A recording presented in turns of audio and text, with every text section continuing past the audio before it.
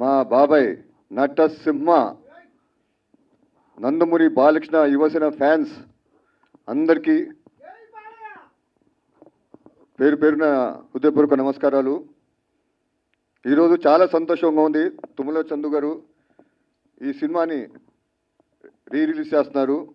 మార్చి 2న ఉట్టి నైజాంలో దాదాపు 100 థియేటర్లో రిలీజ్ చేస్తున్నారు. మళ్ళీ ఆంధ్రాలో తెలియదు ఎన్ని థియేటర్స్,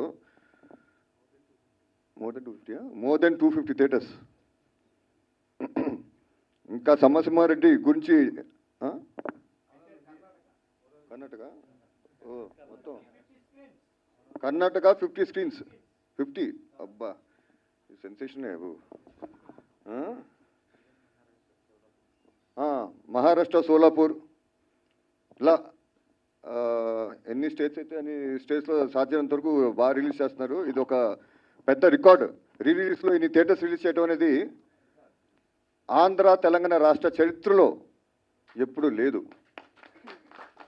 నైజాం ఏరియాలోనే 100 థియేటర్ అంటే ఒకసారి ఆలోచించండి ఎంత హిస్టరీయో ఇది. అప్పుడు 1999లో సంక్రాంతిలో ఈ సినిమా రిలీజ్ చేయడం జరిగింది. సంక్రాంతి అంటే బాలకృష్ణనే. ఎందుకంటే ఇంతకుముందు ముద్దుల మావయ్య కానీ దాంతో పెద్దనే సినిమా కానీ ఇవన్నీ సంక్రాంతిలో రిలీజ్ అయ్యి చాలా రికార్డ్స్ క్రియేట్ చేసినాయి. తర్వాత సమసింహారెడ్డి వచ్చి ఆ రికార్డ్స్ అన్నీ బద్దలు కొట్టి ఒక సెన్సేషన్ క్రియేట్ చేసింది. సీమాకి సింహం ఎవరు ఉన్నారంటే అది నందమూరి బాలకృష్ణనే. రాయలసీమ సినిమా చేయాలంటే, ఫ్యాక్షన్ సినిమా చేయాలంటే అది బాబాయ్కి తప్ప ఇంకా ఎవరికి సాధ్యం కాదు. అంత అద్భుతమైన పర్ఫార్మెన్స్ చేశారు. ఆ ఎమోషన్ కానివ్వండి, ఆ డైలాగులు కానివ్వండి, మీ ఇంటికి వచ్చా మీ నటింటికి వచ్చా డైలాగులు కానివ్వండి, చాలా ఇంటెన్స్గా చాలా ఎమోషన్గా ఇన్వాల్వ్ అయ్యి అద్భుతంగా పండించారు. అది ఏ హీరోకి సాధ్యం కాదు. అది ఓన్లీ ఎన్బికేనే, ఆయన వల్లే సాధ్యం అవుతుంది.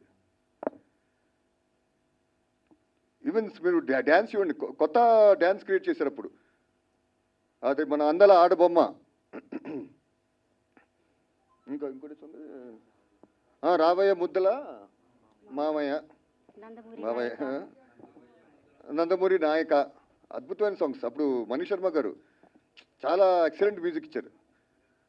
అప్పుడు సెన్సేషన్ క్రియేట్ చేశారు. అప్పుడు అందరు హీరోస్ అందరూ ఇప్పుడు మణి శర్మ వెనక పట్టడం జరిగింది. బాబు మాకు మ్యూజిక్ ఇవ్వండి, మాకు మ్యూజిక్ అని ప్రొడ్యూసర్ కానివ్వండి, ఇంకా చిన్న చిన్న బడ్జెట్ ప్రొడ్యూసర్ కానివ్వండి, ఇలా మొత్తం ఇండస్ట్రీ అంతా మణి శర్మని తెలుసుకున్నారు అని పేరుని. అలానే మనం బాబాయ్ గురించి చెప్పాలంటే అప్పుడు బాగా హెవీ సబ్జెక్టు, బాగా హెవీ డైలాగ్స్ ఉన్న సబ్జెక్ట్, హెవీ ఎమోషన్ చేయాలంటే అది సమరెడ్డితో స్టార్ట్ అయింది. తర్వాత ఆ ట్రెండ్ని ఇంకా ప్రతి హీరో నేను ఒక సింహంలాగా నేను పేరు తెచ్చుకోవాలని చెప్పి చాలా ట్రై చేశారు. ఎన్నో రకాల సినిమాలు చేశారు కానీ అది కుదరలేదు. కానీ ఆ సినిమాలు కూడా మంచి హిట్ అయినాయి. అది ఒక ట్రెండ్ సెట్గా నిలబడింది ఆ సినిమా సమరసింహారెడ్డి.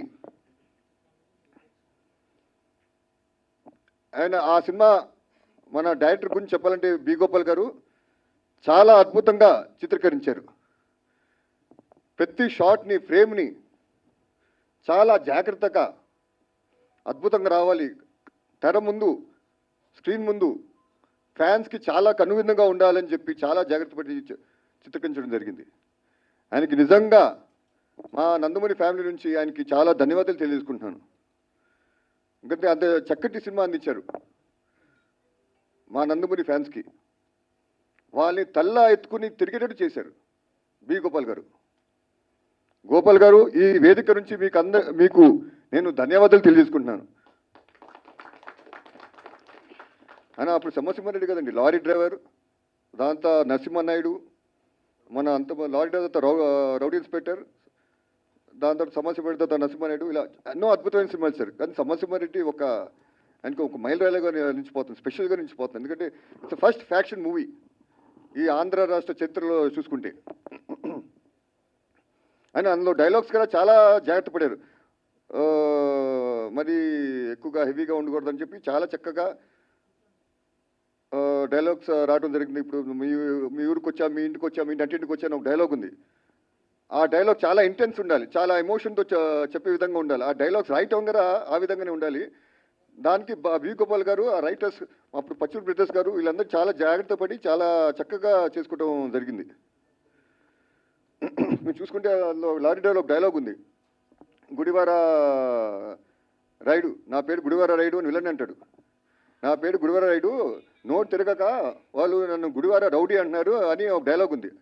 అది అద్భుతంగా, ఎంత అద్భుతంగా వచ్చిందంటే ఈరోజు నిజంగా గుడివాడలో ఒక రౌడీ ఉన్నాడు అక్కడ, చెప్పక్కల Gudivada rowdy. So we Gopal గారు ఏ ముహూర్తంలో ఆ డైలాగ్ పెట్టారో చాలా అద్భుతంగా పెళ్ళింది. నాయన తిరుపతి మెట్లు నీకన్నా స్పీడ్గా ఎక్కగలడు. ఇప్పుడు తిరుపతి మెట్లు ముసలోడు బాగా స్పీడ్గా ఎక్కుతాడు, కుర్రాడు అయిపోతాడా? వయసు రీత్యా ఆయనకి ఎన్ని ఏళ్ళు? 75 సంవత్సరాలు.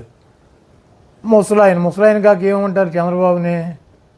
తిరుపతి మెట్లు ఎక్కినాడల్లా బాగా స్పీడ్గా కుర్రాళ్ళ, తిరుపతి మెట్లు ఎక్కలేని వాళ్ళే ముసలోళ్ళ.